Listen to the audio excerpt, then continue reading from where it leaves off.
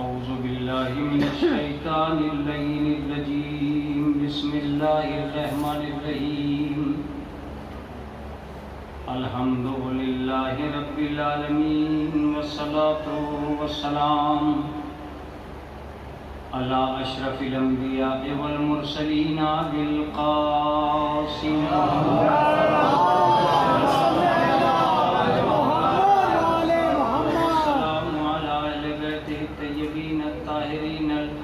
मासूमीन अल-मज़लूमीन अल-मुंतजबीन अल-मुंतखबीन अम्मा बाद फ़क़द क़ाल अल्लाहु तआला व तबारक फ़ी किताबिहिल मुहकम व ख़िताबिहिल मुत्क़न व क़ौलुहु अहसन बिस्मिल्लाहिर रहमानिर रहीम क़ुल इन कुंतुम तुहिब्बूनल्लाह फ़त्तबिऊनी युहब्बिबकुमुल्लाह व यग़फ़िर लकुम ज़ुनूबकुम।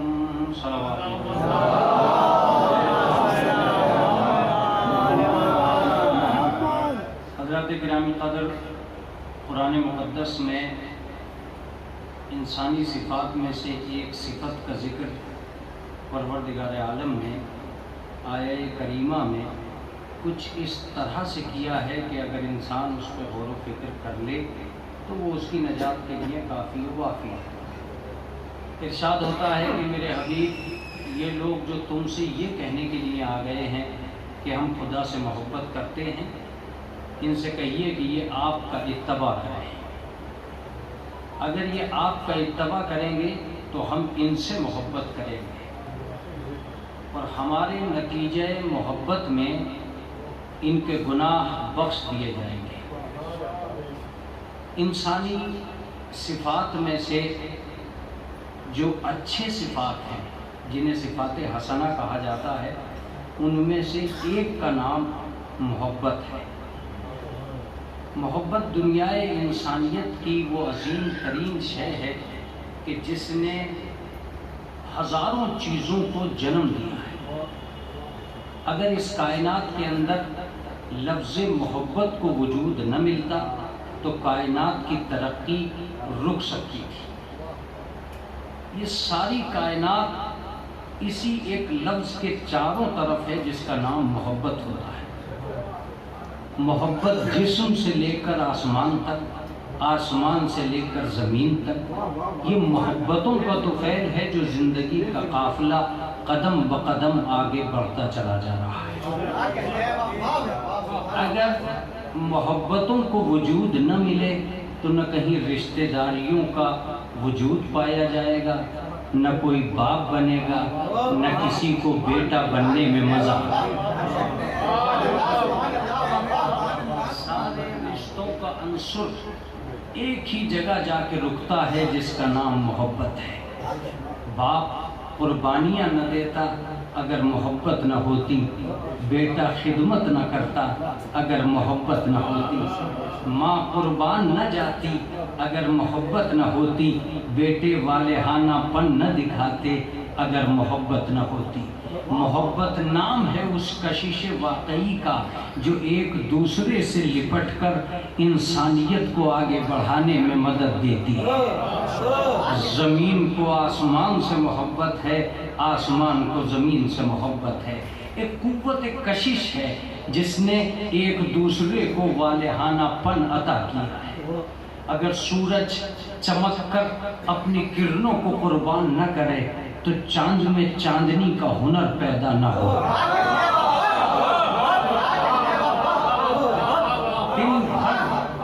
दिन भर सूरज चमक कर चांदनी को अपनी कुर्बानियां देता है, उनकी किरणों को अक्स करके चांद रात को चांदनी बनाकर पेश कर देता है। जाहिर सी बात है, सूरज अपनी ताबानी के साथ हरारत देता है, चांद अपनी चांदनी के साथ राहत देता है। ये खिदमत गुजारे इंसानियत है, करिश्मा एक ही है जिसका नाम मोहब्बत है।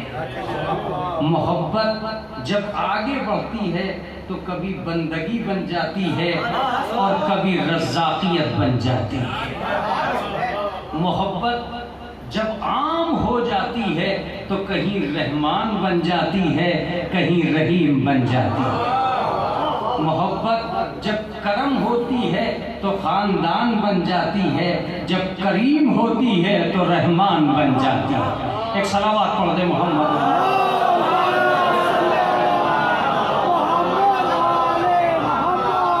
गरज यह है कि ये तारों की अंजुमन किसी मोहब्बत के जुड़ाव की बुनियाद पर है।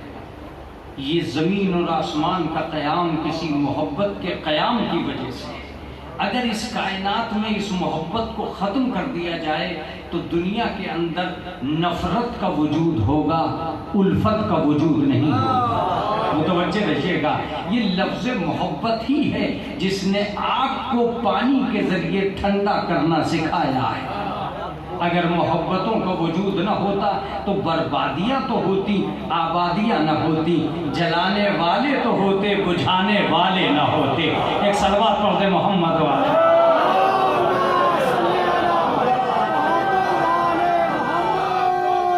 लिहाजा खालिक़े कायनात ने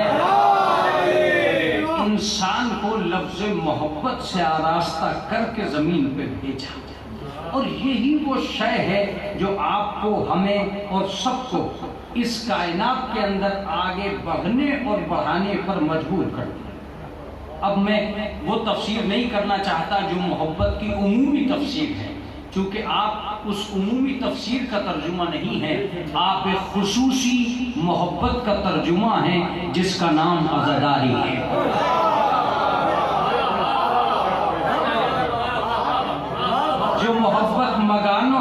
जो मोहब्बत मकानों तक रह जाए वो आम है, जो हुसैन के मकान तक आ जाए वो खास है।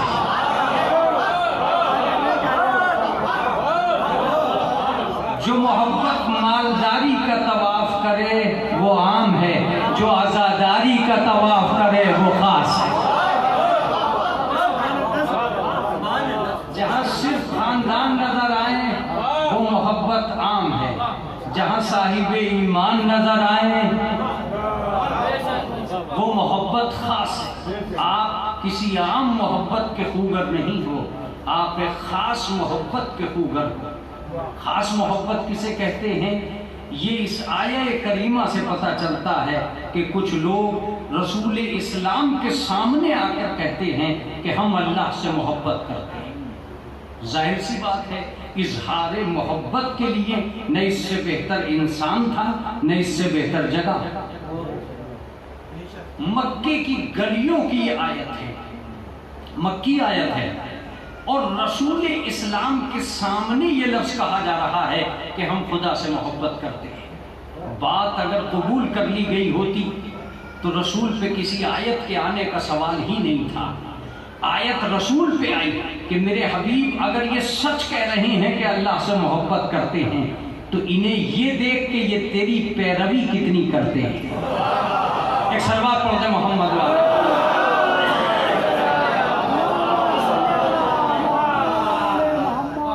कुल इन कुंतुम तुहिब्बून अल्लाह, मेरे हबीब कहो कि अगर ये अल्लाह से मोहब्बत करते हैं तो फत्तबिऊनी, मेरा इत्तबा करें, युहब्बुकुमुल्लाह, अल्लाह तुमसे मोहब्बत करेगा। अजीज़ान गिरामी, मेरी मुराद ये नहीं है कि मैं आपको इस आयत की तफसीर में बहुत दूर लेकर जाऊं। मेरी मुराद इस वक्त के इस तर्जुमे की है जो मैं आपका करना चाहता हूँ। सवाल ये पैदा होता है कि रसूल के सामने ये दावा कि हम खुदा से मोहब्बत करते हैं कबूल नहीं हुआ। अगर कबूल नहीं हुआ तो क़यामत तक एक सवाल या निशान दुनिया में रह गया कि जब ये दावा उस वक्त कबूल न हो सका जब रसूल सामने थे, तो इन बदनाम गलियों में कबूल हो जाएगा। जब हुजूर के सामने नहीं पूरा हुआ तो ज़हूर के सामने क्या पूरा होगा, किसी हुजूर के सामने क्या पूरा होगा। आम गलियों में ये दावा कि हम खुदा से मोहब्बत करते हैं, इसका मतलब ये कि दावा करना आसान है, उसकी दलील लाना मुश्किल है। ए मेरे अल्लाह, ये क्यों कहलवा रहा है अपने हबीब से? ये बेचारे कह रहे हैं कि हम खुदा से मोहब्बत करते हैं, कबूल कर ले। का अगर आज कबूल कर लिया तो इसका मतलब ये कि हर ये लफ्ज कहने वाला कामयाब हो जाएगा। मगर मैं जानना चाहता हूं कि हर आदमी के लिए जरूरी नहीं है कि वो अपने मन से ये कह दे कि मैं खुदा से मोहब्बत करता हूं और बात पूरी हो जाए। नहीं, अगर खुदा से मोहब्बत करते हो तो दावा लाओ कि दावा क्या है।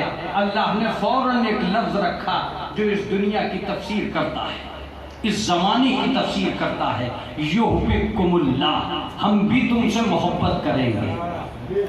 इसका मतलब है कि इस आयत में दो गिरोह पाए जाते हैं, कुछ वो हैं जो खुदा से मोहब्बत करते हैं और कुछ वो हैं जिनसे खुदा मोहब्बत करता है।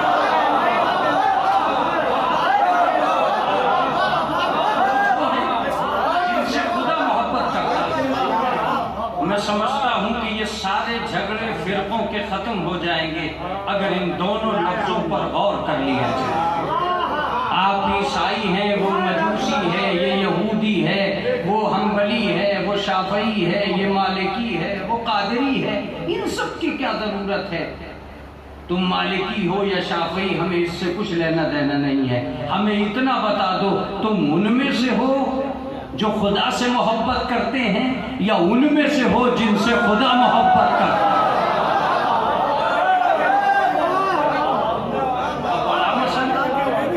बड़ा मसला यह है कि अब उनको कहां से लाएं जिनसे खुदा मोहब्बत करता है।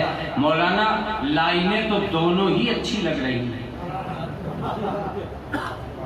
रशीद बुक तो उसमें भी है जो खुदा से मोहब्बत करते हैं, तबलीग का मंशा तो उनके यहाँ भी है जो खुदा से मोहब्बत करते हैं, देगे तो वो भी बनवा रहे हैं जो खुदा से मोहब्बत करते हैं, खैरात तो वो भी कर रहे हैं जो खुदा से मोहब्बत करते हैं।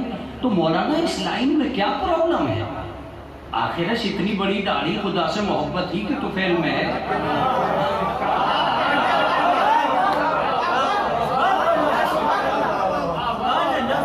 ये शरीयत के चक्कर, ये नमाज का तोफ़ैल, ये इस्लाम का निज़ाम, सबका सब जो हमने अपने ऊपर धारण कर रखा है, सिर्फ इसीलिए तो कर रखा है कि हम अल्लाह से मोहब्बत करते हैं। अगर अल्लाह से मोहब्बत न करते तो बिस्तर बांध के दर बदर की ठोकरें क्यों खाते?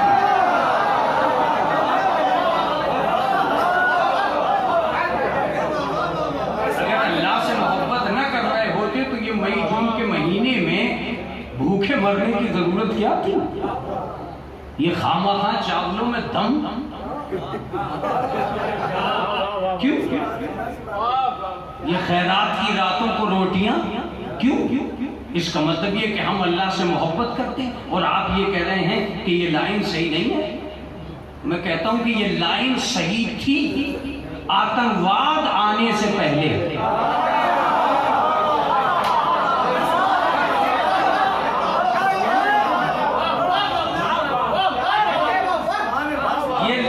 सही थी तालिबान के पैदा होने से पहले, लेकिन जब से ये तालिबान पैदा हुए, जब से ये आतंकवाद पैदा हुआ, इस लाइन पर हर्फ लग गया, इस लाइन पर हर्फ लग गया।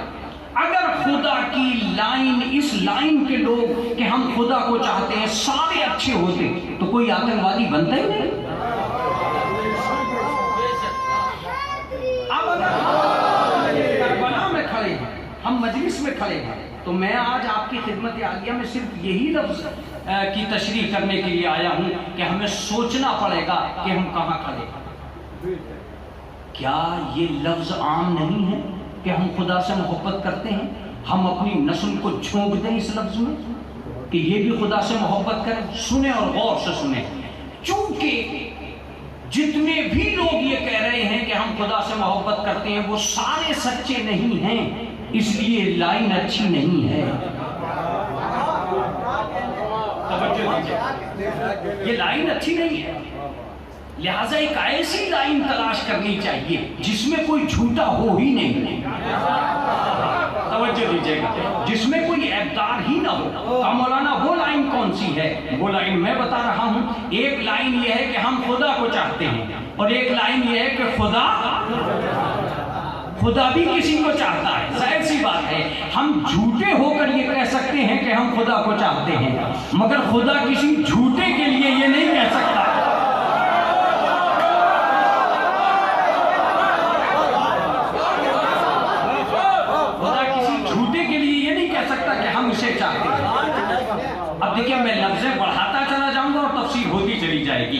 एक जालिम ये कह सकता है कि मैं खुदा को चाहता हूं, मगर खुदा किसी जालिम के लिए ये नहीं कह सकता। तवज्जो दीजिएगा, ये कैसे मुमकिन है कि जो घर जला रहे थे वो भी यही कह रहे थे कि हम खुदा को चाहते हैं, और जिनके घर जल रहे थे, जिनकी गर्दनें काटी जा रही हैं, वो भी यही कह रहे हैं कि हम खुदा को चाहते हैं, और जो गर्दनें काट रहे हैं वो भी यही कह रहे हैं कि हम खुदा को चाहते हैं। तो इस लाइन में इस कदर गुंडे टहल रहे हैं, एक शरीफ इंसान को अब इस लाइन में रहने की जरूरत नहीं है। वो कल का दौर था जो तबलीग होती थी तुम खुदा को चाहो। अगर आज खबर सुल्तान की चलेगी तो वो यही कहेगा तुम ऐसे बनो कि खुदा तुम्हें चाहे।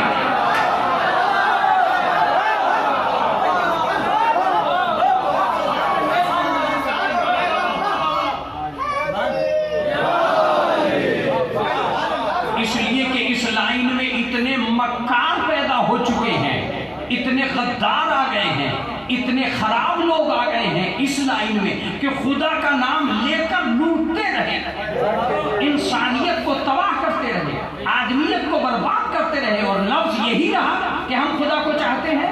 कौन सी मंजिल पे ये ठोका जाएगा? अजीजों, मैं तो लफ्ज कह के अगर उतर जाऊं तो काफी हो जाएगा। अगर करबला न होती तो पता ही न चलता कौन खुदा को चाहता है, किसे खुदा चाहता।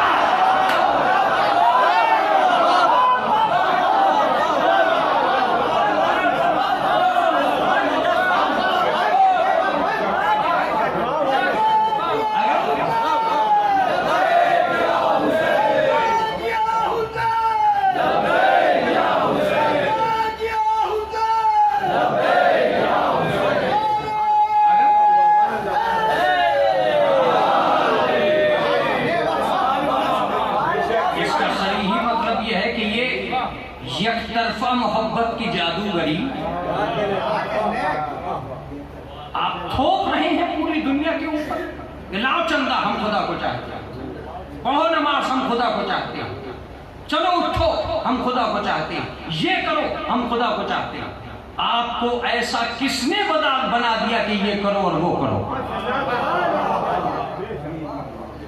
आपको बंदगी के लिए पैदा किया गया। आपको इतनी अथॉरिटी किसने दी कि ये करो और वो करो? आप सारी दुनिया को इसी तराजू में तोल रहे हैं। वो बेचारा साल भर चंदा देता रहा इस चक्कर में कि मैं ऑफिस जाता हूं, ये मस्जिद जाते हैं,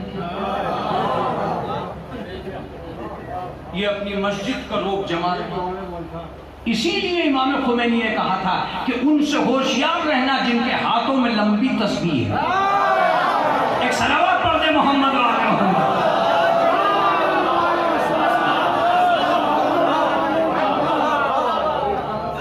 एक जुमला सुनिए, बहुत उम्दा जुमला है आका का, बहुत उम्दा जुमला है। इस वक्त मुझे याद आ गया कि मैं अपने दीन के बारे में ताकतवर दुश्मन से नहीं घबरा रहा, जाहिल मुल्ला से घबरा रहा हूं। एक सलावत पढ़ दे मोहम्मद वाले मोहम्मद।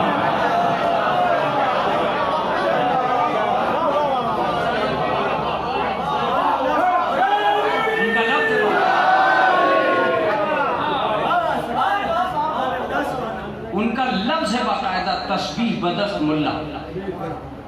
आप यकीन माने कि इस वक्त जब तालिबान ने पूरा मुल्क अपने कब्जे में ले लिया, तब ये पता चला कि अब ये चलाएंगे कैसे, ये चलाएंगे कैसे, किस से बाहर लगाएंगे।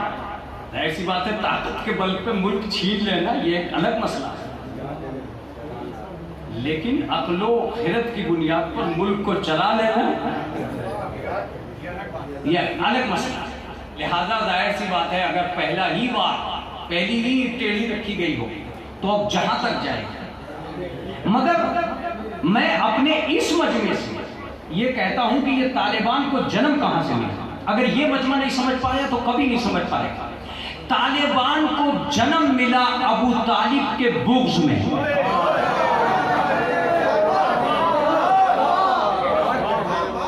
देखिए, कल एक हकीकी इस्लाम का इनकार हो गया, इसलिए आज एक नकली इस्लाम सामने आया। एक सलवात पढ़ दे मोहम्मद वाले मोहम्मद।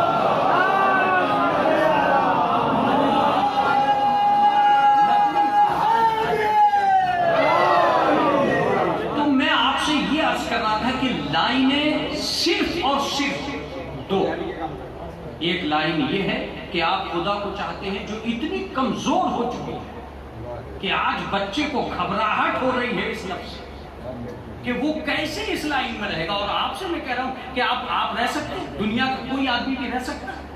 अगर यजीद का यही लफ्ज है कि मैं खुदा को चाहता हूं, अगर शिमर का यही लफ्ज है कि मैं खुदा को चाहता हूं, अगर सिनान का यही लफ्ज है कि मैं खुदा को चाहता हूं, तो मैं इस फर्श अज़ा पर बैठने वालों से कहता हूं, क्या वो इस लफ्ज को अपनाएंगे? इसका मतलब ये कि लाइन दूसरी भी है, खुदा चाहता है। अब ये चूंकि उन लोगों का मजमा है जो मजलिसें सुनने आते हैं, इसलिए मेरा दिल चाहता है कि मैं ये दो चार बातें कहूं। दोनों लाइनों की एक जाहिरी सूरत ये है कि एक मोहब्बत वो है जो इधर से उधर गई है, एक मोहब्बत वो है जो उधर से इधर आई है। नहीं, अभी मेरठ के मजमे के एतबार से जुमला नहीं हुआ है, वो अब होने वाला है। जाहिर सी बात है, इंसान चाहे कितनी ही ताकत लगा के मोहब्बत करे, फिर भी नाकिस की मोहब्बत है। वो चाहे कितना ही कमजोर करके क्यों ना करे, फिर भी कामिल की मोहब्बत।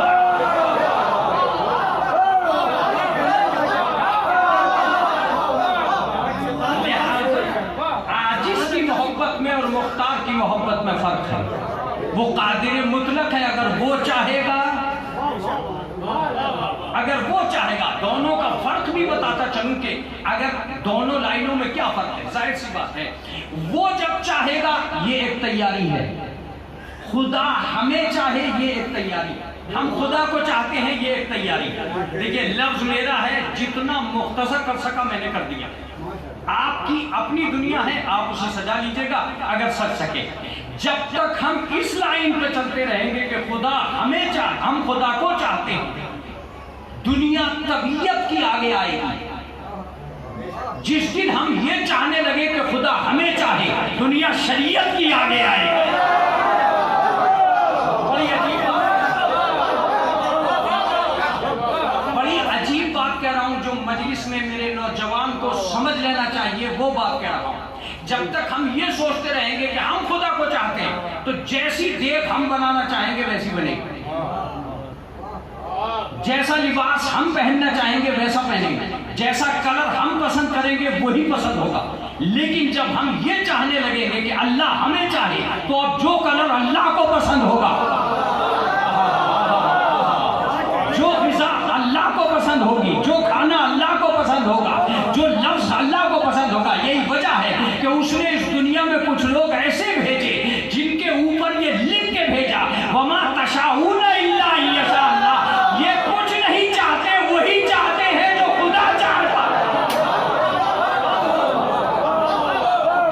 नहीं अभी जो मैं अपने नौजवानों के सामने तर्जुमा नहीं कर पाया, मैं अपने नौजवानों के सामने तर्जुमा नहीं कर पा रहा हूं। अगर आले मोहम्मद ना आते तो ये फर्क ही पता न चलता कि बंदे कौन है, नुमाइंदे कौन है।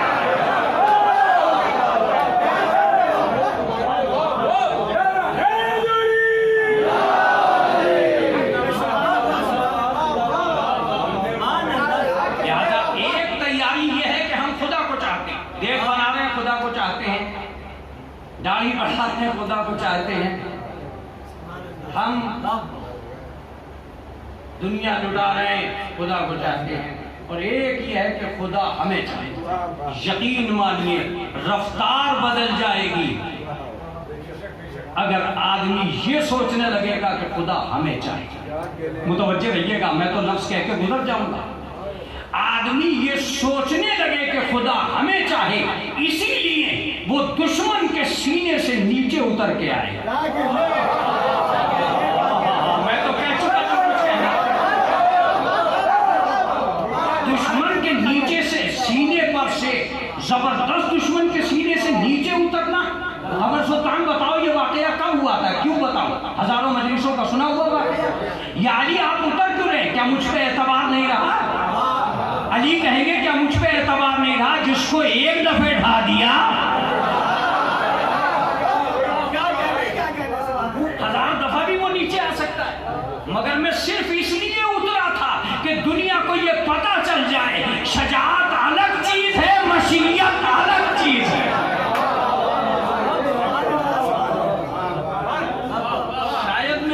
करीब नहीं हो पा रहा हूं, इसलिए मैं कहता हूं जिस शजात ने खेमे लगाए थे उनको उखड़ना नहीं चाहिए था, मगर वो इसलिए उखड़े थे कि तबीयत ने लगाए थे, मशीयत ने उखाड़े हैं।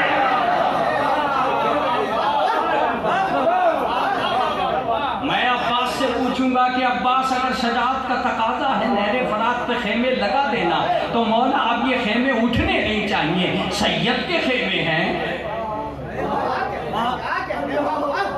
क्या थोड़ी सी भी सादात की अकल नहीं है? खेमा गल गया तो गल गया, मगर गल गया अगर रह जाता तो अकल रह जाती।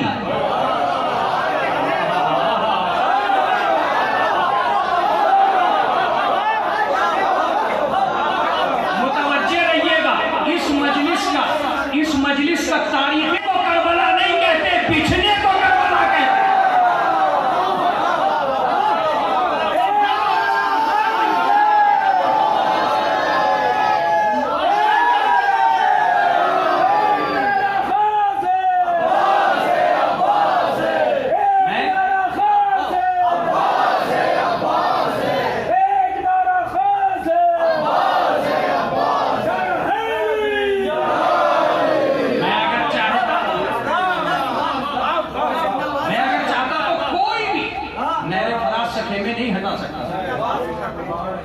ये शजाअते अलग ही ने खेमे लगाए, मगर अब्बास का तर्जुमा ही ना होता अगर खेमे लगे रह गए होते।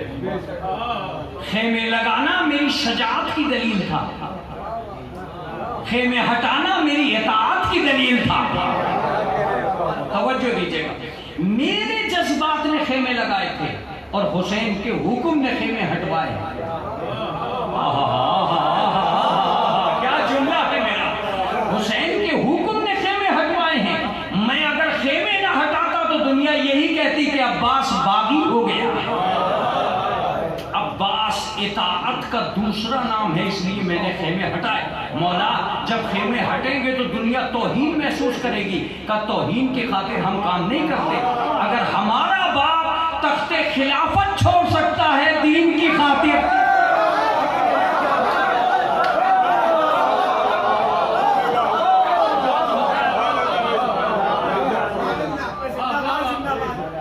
हमारी अपनी दुनिया नहीं।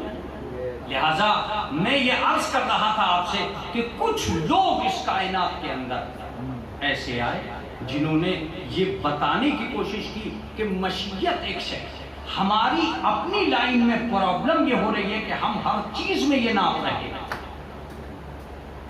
हालांकि ये लफ्ज़ मोहब्बत इस कदर कमजोर भी है कि अगर थोड़ा सा हद से आगे बढ़ जाए तो मवाली को मलंग बना सकता है।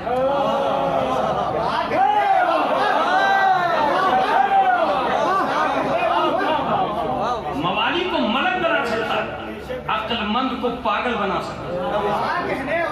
आप कहोगे मौलाना बात समझ में नहीं, कभी समझ में नहीं आई। ये कल की दुनिया थी कि हम मर मिटेंगे अपने मौला पर। ये आज की दुनिया है कि पागल हो गए अली की मोहब्बत। अगर वाकई सब पागल ही होने लगे तो ये तो पागलों की कौम कहलाएगी। अगर मेरठ में ये लफ्ज नहीं खिला तो दूसरी जगह इसको खिलना भी नहीं चाहिए। फर्क है, ये अली की मोहब्बत है, अली की मोहब्बत। फर्क है दुनिया के अंदर, वो मोहब्बतें और हैं जिनमें लोग पागल होते हैं।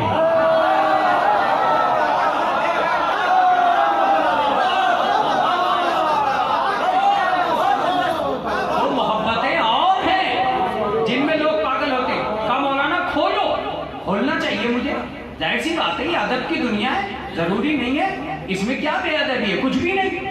दो मोहब्बतें हैं जिनकी तारीख लिखी गई है, एक अली की मोहब्बत की तारीख और एक लैला की मोहब्बत की तारीख। तो लैला की मोहब्बत थी जिसने पागल बना दिया, ये अली की मोहब्बत है जो दाना बनाती है।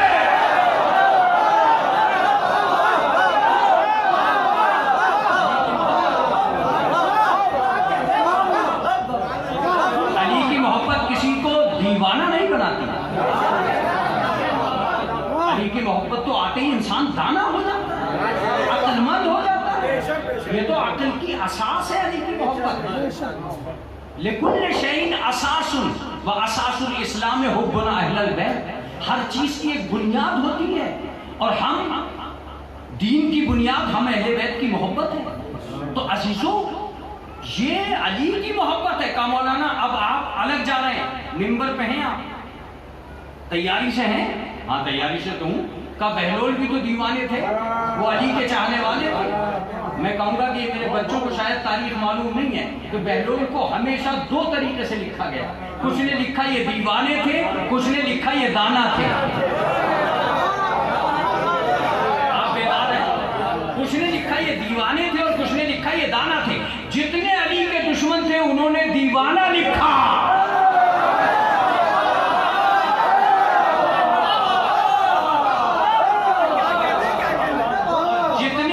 चाहने वाले सबने बहलोल को दाना लिखा। माफ कीजिएगा, अली की मोहब्बत इंसान को दीवाना नहीं बनाती है, दाना बनाती है। एक और अजीबोगरीब बात है, एक हदीस है, ला अक्ल लहू ला दीन लहू। जिसके पास अक्ल नहीं है उसके पास कोई दीन नहीं है। इसीलिए पागल को मस्जिद तक नहीं जाने दिया जाता। जाहिर सी बात है, जब पागल मस्जिद नहीं जा सकता तो मवद्दत में कैसे आ सकता है?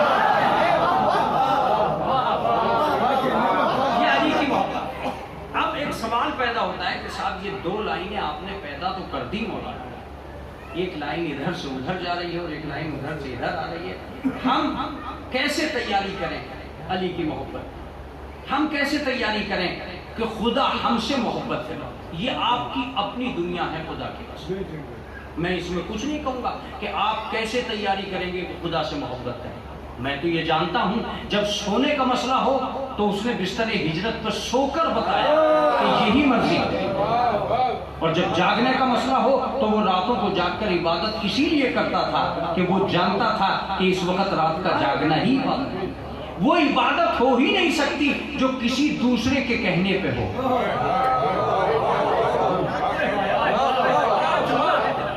जो किसी दूसरे के कहने पे हो वो इबादत नहीं है। इबादत नाम है अपने अंदर नियत करने का। अगर तुम 1000 आदमी होंगे कि खड़े होंगे तो ये नियत नहीं कर सकते कि मैं 1000 के साथ नमाज पढ़ता हूँ। नहीं, नियत यही करनी पड़ेगी मैं नमाज पढ़ता हूँ। क्या मतलब? आप इन 1000 में भी अल्लाह के अकेले बंदे हो। आप इन 1000 में भी अल्लाह के अकेले बंदे हो, तो फिर जमात की क्या जरूरत थी अगर नियत अलग अलग करानी थी? का नहीं, मुझे ये भी दिखलाना मकसूद था कि जब हमारा हो जाता है आदमी तो गैरों को भी बराबर में खड़ा कर लेता है। आप शायद बेदार नहीं है। जब हमारा हो जाता है आदमी तो गैरों को भी बराबर में खड़ा कर लेता है, और जब हमसे हट जाता है तो भाई को भी दूर कर देता है।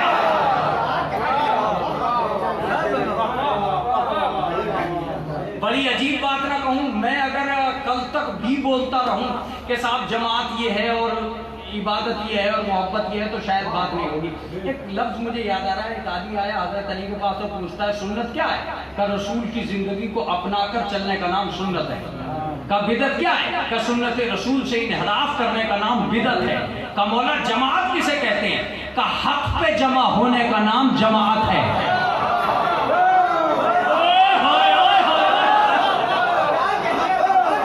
इसका मतलब यह है कि भीड़ का नाम जमात नहीं है।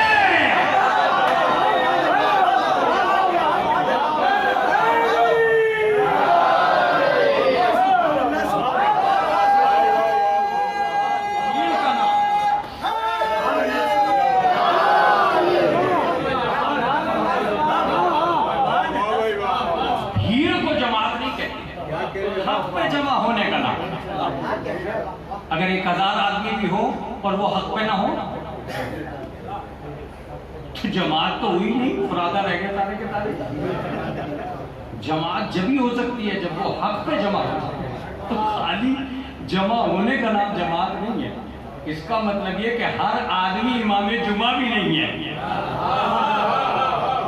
जब वो मजमई हक पे जमा नहीं है तो तू इमाम जुमा का एक सलमान पढ़ते मोहम्मद वाले।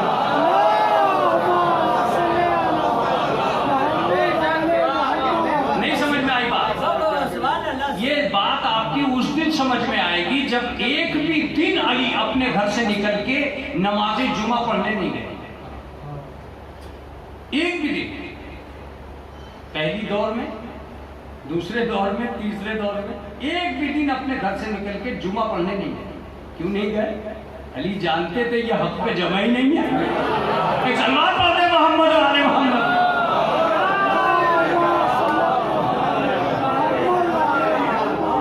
जहां जमात ही नहीं है, जब जमात ही नहीं है तो जुमा कैसा, और जब जुमा ही नहीं है तो उसमें शिरकत कैसी है। और अगर अली चले भी जाते हैं तो मुफस्सिरीन का कहना यह है कि फिर किसी की नमाज नहीं होती, इसलिए कि मसलो अली का मसलिल काबा, अली की मिसाल काबे जैसी है, और काबे के पीछे रह के नमाज हो सकती है, आगे रह के नमाज नहीं हो। सलावत पढ़ते मोहम्मद आले।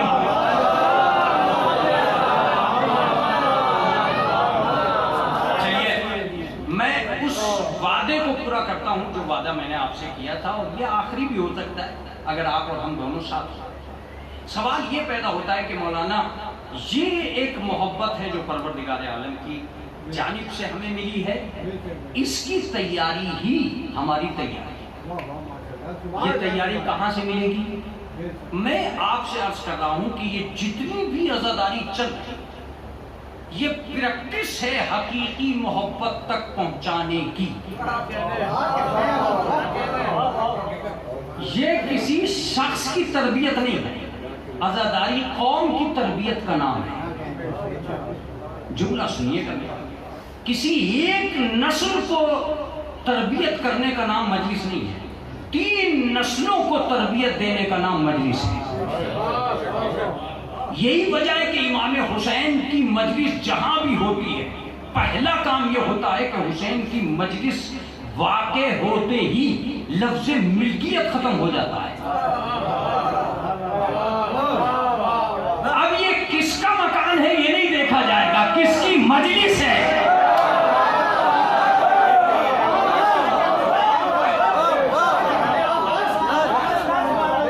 पहले मिल्कियत को खत्म कर दिया जाता है ताकि कौम की तरबियत का मसला खड़ा हो जाए। 3 नस्लें कौन सी?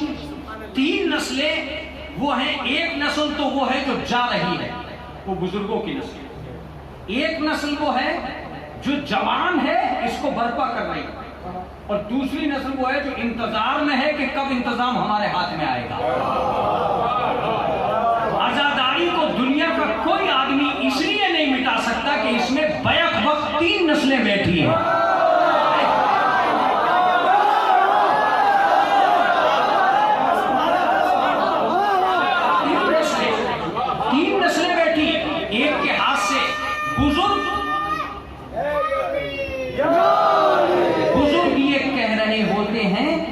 हमने ये अलम अपने बुजुर्गों से पाया।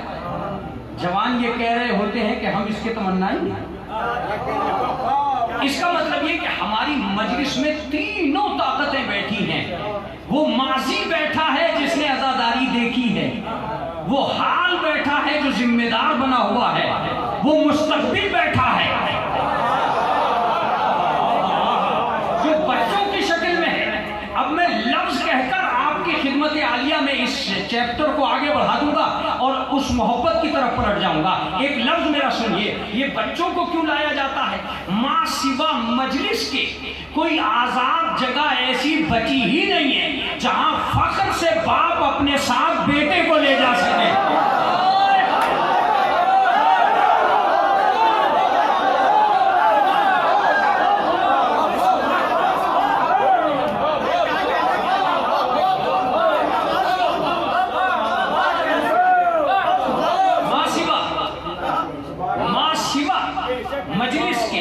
कोई जगह ऐसी बची ही नहीं है जहां बाप फख्र से अपने बेटे को अपने साथ ले जा सके, इसलिए कि बाप की हरकतें अलग हैं, बेटों की हरकतें अलग हैं। यही वजह है कि जो मॉडर्न मुल्क हैं उनमें जब गुनाह होते हैं तो बाप अलग होटल में होता है, बेटा अलग होटल में होता है। हुसैन ने इसीलिए कहा था कि दीन अलग अलग जाने का नाम नहीं है, एक जगह आने का नाम है।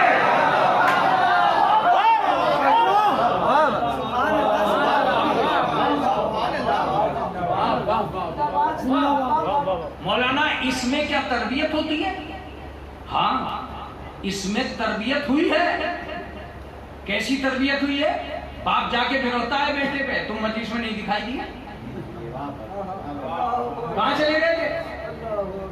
उसके अलावा तो कभी रिपोर्ट भी नहीं लेता, कहां गए थे? एक लफ्ज सुनिए, इन मजलिसों ने 2 महीने में क्या किया है। मैं 2 महीने की बात करूंगा, बस सालों की बात नहीं करूंगा। ये किया है कि कौम के बच्चे को गुनाहों से बचा लिया है।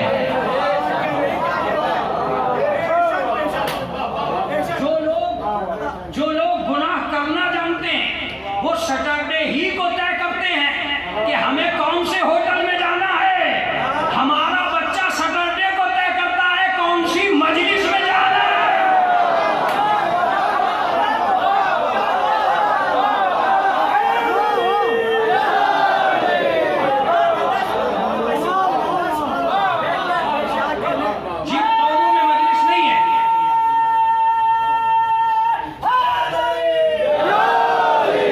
जिन कौमों में मजलिस नहीं है, रंगीनी फेसबुक पर सुबह ही आ जाती है। क्या जुमला कह रहा हूं। जिन कौमों में मजलिस नहीं है उनके रातों की रंगीनी सुबह को फेसबुक पे आ जाती है। खुदा का शुक्र है कि शिया कौम की सुबह को फेसबुक बताती है कल का मातम कहां पे कैसा हुआ है।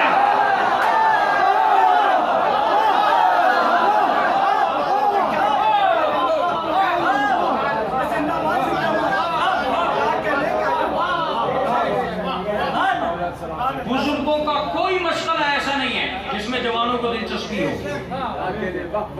क्या जुमला है मेरा? बुजुर्गों का कोई मसला ऐसा नहीं है जिसमें जवानों को दिलचस्पी हो। जवान कट के चलता है जहां बुजुर्ग होते हैं। सिर्फ मजलिस एक ऐसी जगह है जहां आगे या पीछे वो बुजुर्गों के साथ बैठा हुआ होता है। मैं तो एक लफ्ज कहता हूं कि उठना बैठना भी ना आता अगर मजलिस हुसैन ना हो।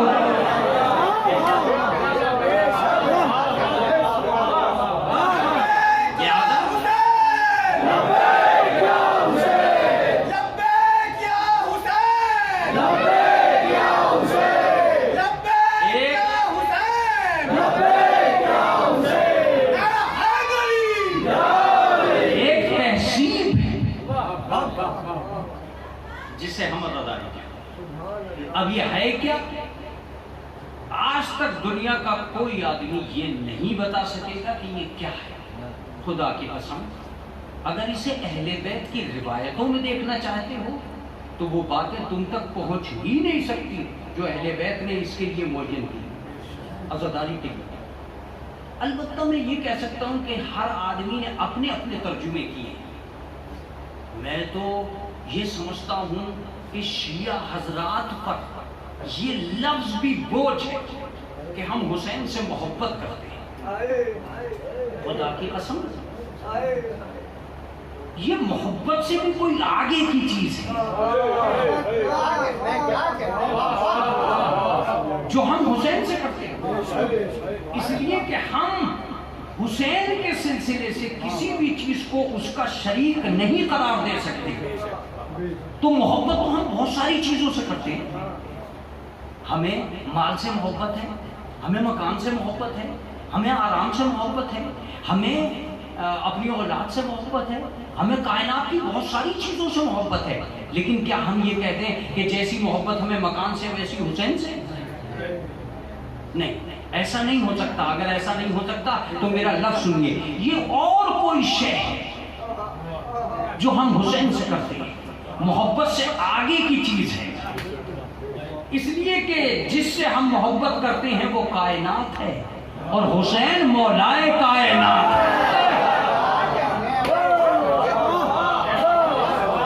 देखिए, अब आपको घबराना नहीं है, बहुत बहुत आखिरी चीज है, घबराना नहीं, यह आखिरी चीज है और उसके बाद में मसाइब की तरफ आऊंगा। तो मौलाना ये और क्या चीज है? ये उर्दू की मजबूरी है कि वो लफ्ज मोहब्बत को सब पे थोप रहा है। उसे तो ये भी नहीं आता कि गैर से मिलने को क्या कहते हैं और अपनों से मिलने को क्या कहते हैं। उसे तो ये भी पता नहीं कि बाप जब बेटे को चाहे तो क्या कहते हैं बेटा जब बाप को चाहे तो क्या कहते हैं? कहा मौलाना आप बताओ क्या कहते हैं? अरबी ने कहा हम बताएंगे। ये उर्दू इतनी वसी है ही नहीं कि ये बता सके, हम बताएंगे कि बाप जब बेटे को चाहे इसे शफकत कहते हैं, बेटा जब बाप को चाहे इसे इताअत कहते हैं। अब मैं चाहता था कि मेरे नौजवान तक मेरी बात पहुंच जाए। मैं चाहता था कि ये मेरी बात ये पहुंचे नौजवान। इसका मतलब ये कि जैसा शख्स है वैसा ही लफ्ज होना चाहिए। तो अगर बात माल की है तो लफ्ज मोहब्बत आना चाहिए, बात मकान की है तो लफ्ज मोहब्बत आना चाहिए, बात हुसैन की है तो ये लफ्ज मोहब्बत ही है बस। जो बचा है कि ये हुसैन से मोहब्बत करने वाले लोग हैं। मोहब्बत तो वो भी कर रहे हैं जो ढोल ताशा बजा रहे हैं। हमारा तर्जुमा अलग है, हमारा तर्जुमा अलग है। तो मौलाना वो तर्जुमा कौन सा भाई जो आपका अलग है? ये पढ़ा लिखा मजमा है और मैं ये चाहता हूं कि उस मजमे तक मेरी आवाज पहुंचे। ये बात तो रसूलुल्लाह को भी पता थी कि लफ्ज मोहब्बत भी है दुनिया में। तब उन्होंने क्यों कहा कि मवद्दत चाहिए? उन्होंने क्यों कहा कि मवद्दत चाहिए? मैं बताता हूं क्यों कहा। जिस पर इंसान कुर्बान हो उसे मोहब्बत कहते हैं और जिस पर मोहब्बत कुर्बान हो उसे मवद्दत कहते हैं।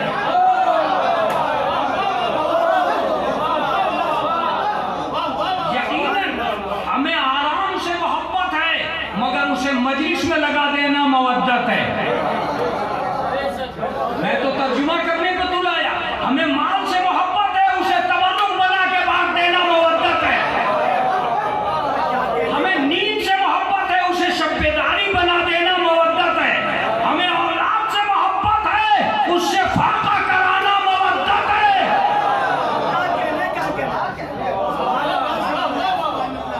एक लफ्ज और है जो बीच में आ गया है और मैं कहे बगैर नहीं रहूंगा। हमारी मोहब्बत यह है कि जिस्म पर जख्म न लग जाए और मवद्दत यह है कि इतनी जंजीर लगे कि खून निकल आए।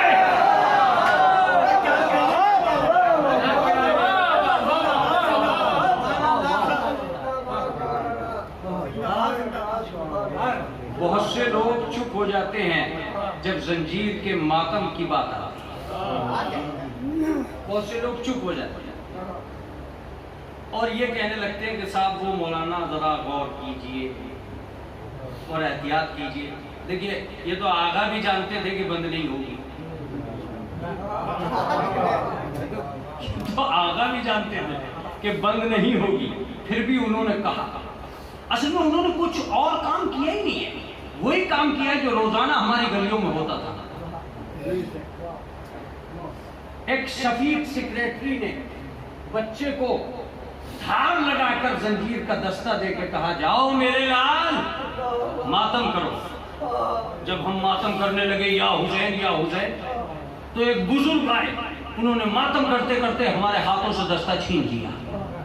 ये कौन है जो आजादारी में रुकावट डाल रहा है? इस दस्ते वाले पर लानत कीजिए जो दस्ता छीन रहा है जंजीर जनी करते हुए। इसका मतलब ये कि आप दोनों को जानते थे, जिन्होंने लगवाई थी उन्हें भी जानते थे, जो रोक रहे थे उन्हें भी जानते थे। मैं जो कुछ कहना था कह चुका। आगाए खामनेई उसी शफीक बाप का नाम है जो बच्चे को जज्बात में ना आने दे, बच्चे को जज्बात में ना आने देने के लिए उसने कहा कि शिद्दते जंजीर जनी गलत। अगर जज्बात को यूं ही बढ़ने दिया तो बच्चा अस्पताल में चला जाएगा और हमें आजादारी में रखना है, अस्पताल नहीं भेजना। लिहाजा जंजीर का रोकने वाला भी कोई गैर नहीं था। तो अगर दस्ते में घुसकर हाथ से जंजीर छीनने वाला गलत नहीं है तो फतवे में जंजीर रोकने वाला गलत कहां से आ जाएगा? एक सलावत पढ़ दे मोहम्मद वाले मोहम्मद।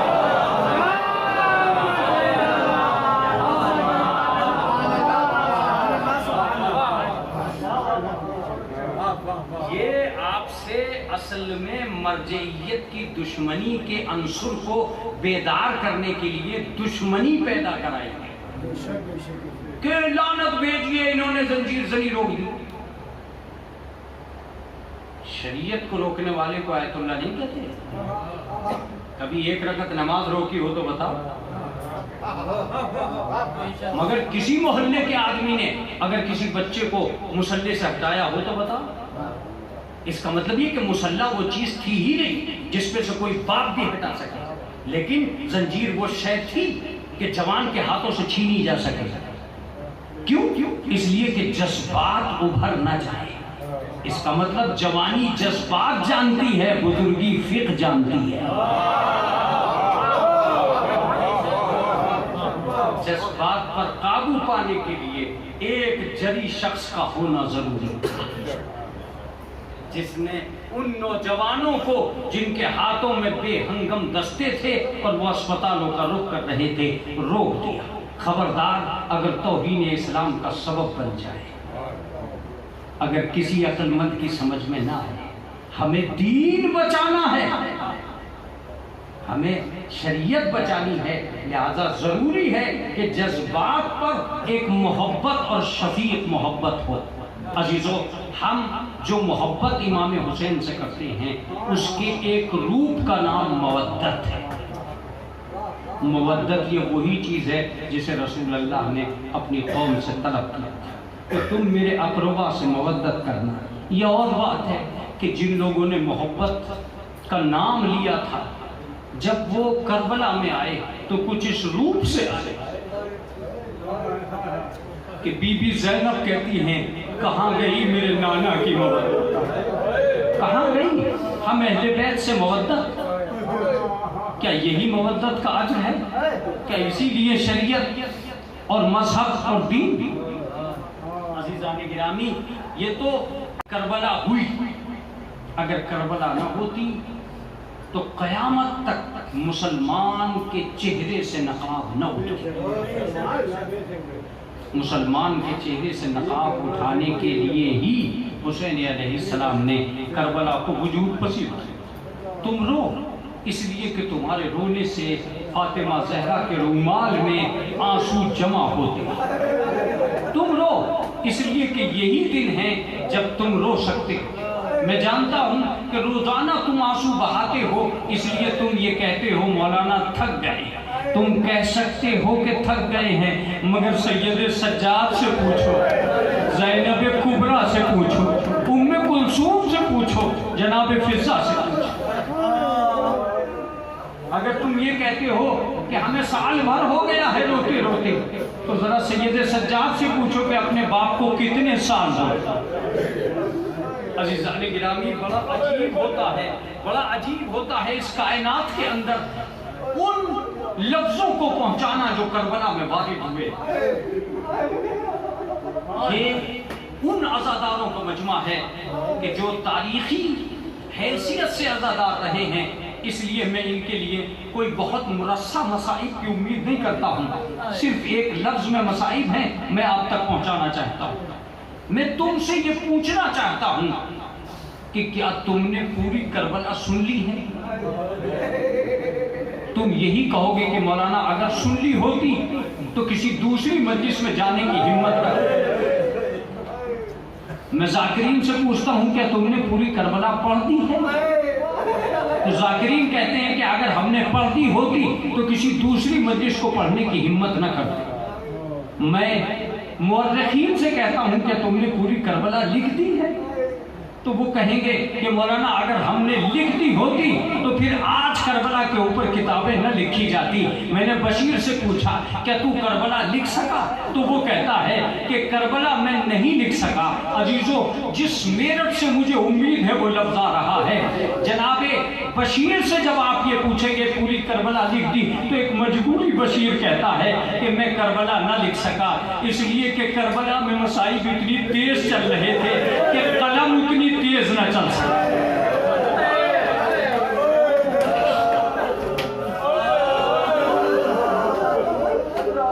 मैं चाहता था कि मेरठ के सामईन तक ये लफ्ज पहुंच जाता।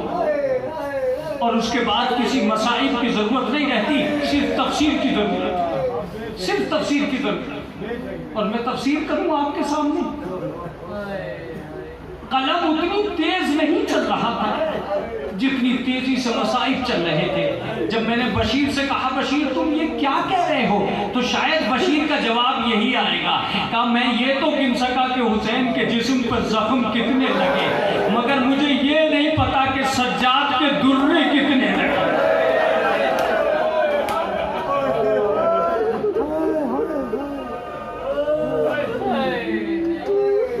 अजरुकुम अल्लाह, खुदा आपको किसी गम में न रुलाए सिवाय गम आले मोहम्मद। अजीजों, जिस करबला को तुम ये कहते हो कि वो करबला है, उसे मैं बताता हूं। तुमने ये सुना है कि हुसैन अकबर की मैयत पे जाते हुए 72 जगह गिरे, मगर क्या तुमने ये सुना है कि लैला कितनी मर्तबा गिरी? तुमने ये सुना है कि 7 तारीख को पानी बंद हो गया? मैं तुमसे पूछता हूं कि जी भर के सकीना को पानी कहां मिला? अगर तुम ये कहते हो कि सकीना को शब आशूर पानी, सकीना को शाम गरीबा में पानी मिल गया, तो वो बच्ची कूफे के रास्ते में पानी क्यों मांग रही थी? लीजिए अजीजों, मैं आखिरी मंजिल में हूं और आखिरी बात कहता हूं। राह कूफा में एक जगह इस लश्कर को ठहराया गया। जनाब सकीना ने कहा, फूफी अम्मा, शिमर अपने लश्कर को पानी पिला रहा है, क्या आप इजाजत देती हैं कि मैं इससे पानी तलब कर लूं? क्या बेटा, अगर वो तुझे पानी दे दे तो जाओ तलब करो। जनाब सकीना उतरी और उतरने के बाद में शिविर के पास पहुंचती है और पास पहुंच के कहती है, थोड़ा सा पानी दे दे। क्या सकीना, पहले मैं औरों को पानी पिला लूं। जब उसने आदमियों को पानी पिला चुका तो उसने जानवरों को पानी पिलाना शुरू कर दिया। जब सारे घोड़ों को पानी पिला चुका तो जनाब सकीना कहती है,